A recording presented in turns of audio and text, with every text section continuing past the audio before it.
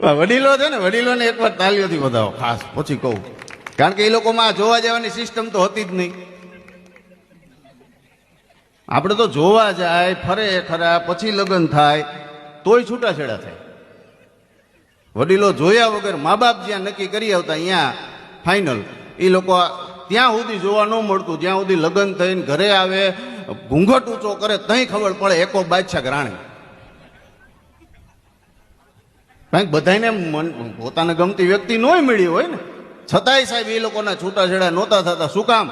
કારણ કે એના પાત્ર કરતા, એની પત્ની કરતા એના બાપ દાદાની આબરૂ વધારે વાલી હતી. જો છૂટાછેડા થાય તો મારા બાપની આબરૂ જાય, એટલે જે મળ્યું એમાં નિભાવી લેતા.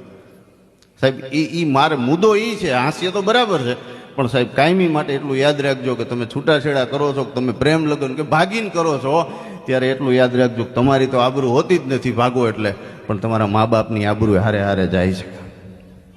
એટલે આ ખાસ ધ્યાન રાખવું. અને જોવા જાઓ એમાં વાંધો નથી, પણ મેં કીધું એમ, કારણ કે પેલા પ્રેમમાં પડે, પછી વેમમાં પડે, પછી ડેમમાં પડે, આવું ઘણું બધું થાય છે.